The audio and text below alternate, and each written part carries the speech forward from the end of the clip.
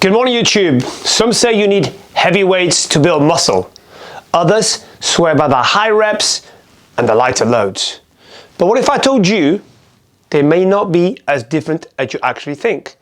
So I'm going to train legs today. Whilst I do that, I'm going to dive deep into the science of light versus heavy loads for muscle growth.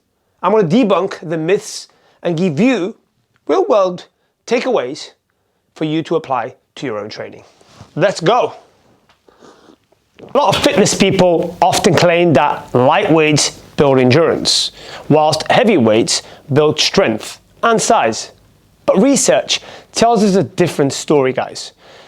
In this video, I will break down what actually happens at the muscular level and how you can optimize your training, whether you're lifting heavy or whether you're going a little bit lighter, higher reps. I will cover that for you today. But first, we've got some legs to train and we've got some calves to start with. So let's go. A lot of people think that light weights make your muscles look a lot fuller by adding more fluid storage, while heavy weights build stronger, denser muscle fibers. Guys, sarcoplasmic hypertrophy, this is basically when your muscles look bigger because really they store more fluid and energy rather than adding actual muscle. Dense, contractile muscle fibers, those are the ones that actually create the muscle that you want. That's called myofibrillar hypertrophy. This is when your muscles grow by adding actual more muscle along the way, muscle fibers. So making them stronger and denser. And this is the muscle mass that we want. So there is this misconception because when we train with lighter loads, we get a bit of a pump. That's just basically liquid in your muscles. So studies show both types of growth happen regardless of how much we lift. But lighter weights and that pump feeling that you get is typically just water or liquid in the muscle, making it swell, which looks like you've added muscle, but really it's not real muscle. Right, some people believe that light loads primarily build slow twitch muscle fibers and heavy loads build fast twitch muscle fibers. But what does the actual science say? So recent research shows that both fiber types grow across all rep ranges. There is no clear advantage of lighter loads for slower twitch fiber muscle growth. So really, guys, this whole, train lighter, train across multiple rep ranges, but don't expect light weights to preferentially grow slow twitch muscle fibers. It's just not the case. And you see me now, I'm about to do my working set here on a single leg hip focus leg press, focusing more on the glute. My goal is to work in a rep range of 4 to 8 with a heavier load. So why would I not go down to the light weight if I can still grow muscle there? And I'll cover that as we go along in this video.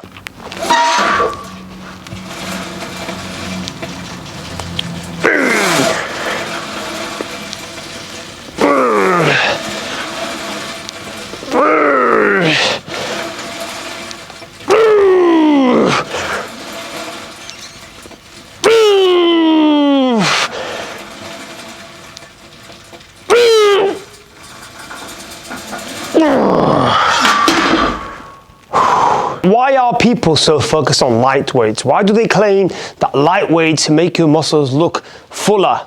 That pump. But what is actually happening there? You know, this is often just basically muscle swelling from, number one, that fluid that goes into the muscle, sarcoplasmic hypertrophy, but also extra damage. So when muscle swells with greater damage, muscle will swell, that creates inflammation. So really the takeaway is don't mistake temporary muscle damage for actual muscle growth. This whole argument that light weights create muscle to grow more, the majority of the time, those light weights are creating more muscle swelling and really not real muscle growth. So when people, for example, study muscle growth and they've just done a load of high reps and they immediately look, how much muscle did they grow? Even if they do the day after, and even maybe 48 hours in, there's still a lot of muscle swelling in the muscle, which then looks like muscle growth. But really, if we waited another 2, 3, 4 days, when that muscle swelling goes down, have they grown actually any muscle? And really, the studies show no. On to this third exercise, focusing on glute mid now, cable glute mid kickback, focusing on driving back with the glute. Biggest mistake I see here, guys, is people moving all of this, especially when you get this position here, the shortened position, they start to move, and basically that just takes away from actually the exercise that we're trying to do. So I like the sub X Bravo because we have this where we can brace onto. I like to brace onto this and this as well, so I'll pull with this one and push with that one, and then from here I'm able to stay nice and stable to really drive through the glute. So we got 50 last time for 6. I'm going to be talking about progressive overload on our next YouTube video, so keep an eye out for that. It's going to be very, very important one, that one. But the goal really is progressive overload here. So we've got 6, we need to aim to try and get 7.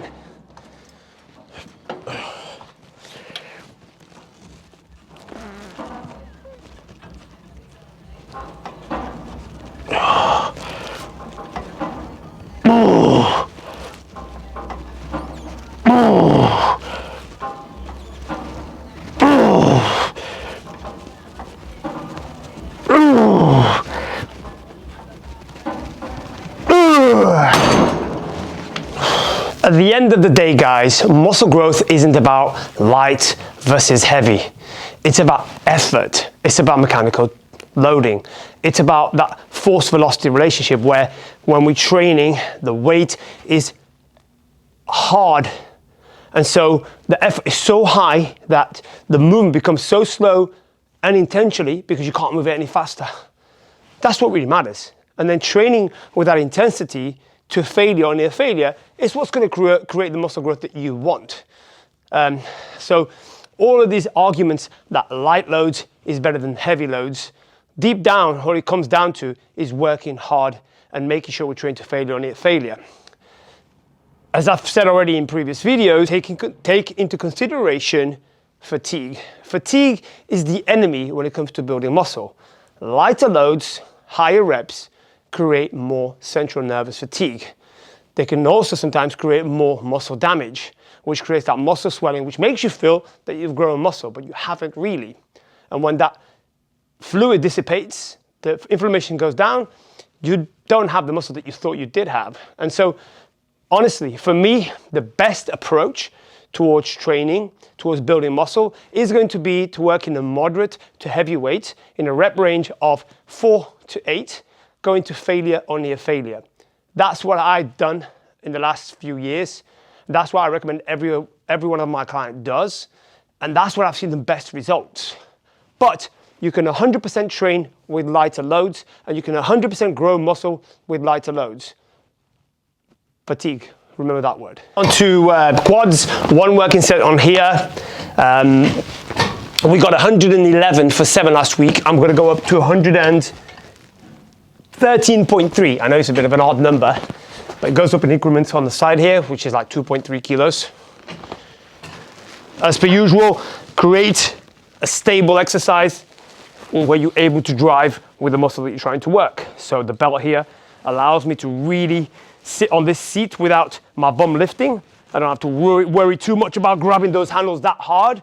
And so it's not taking away from the quads, which I'm trying to work. Also, this bit here allows more softness on my shins, which then means not hurting me and taking away from what I want to do, which is grow my quads. So let's do it. 1, 2, 3.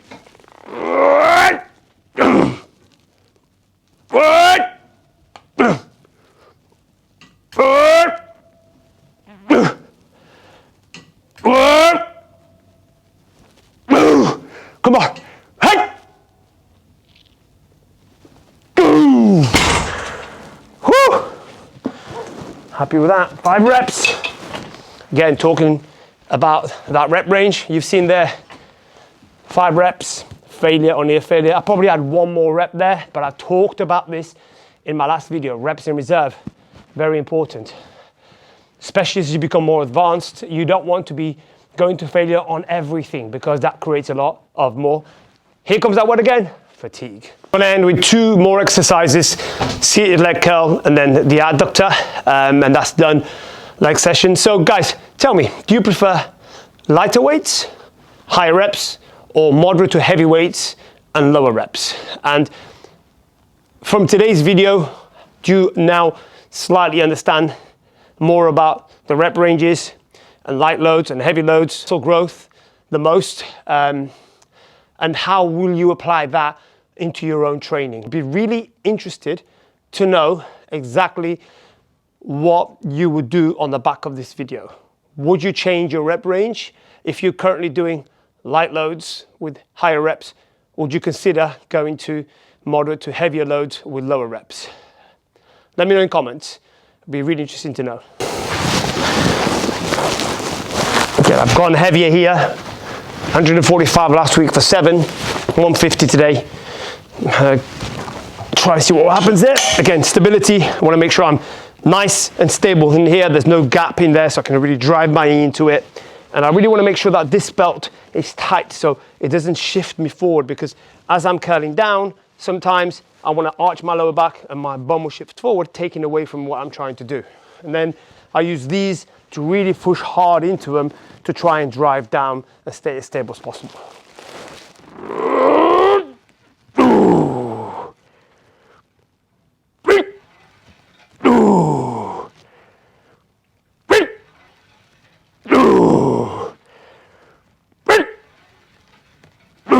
One more.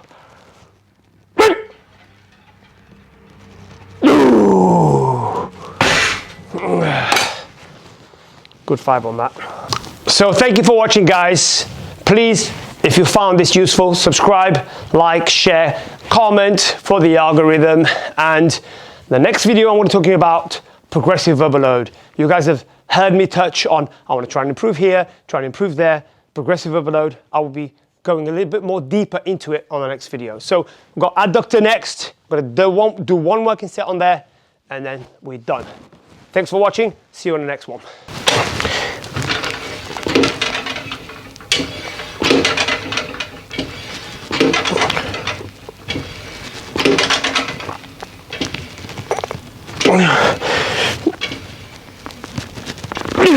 One more.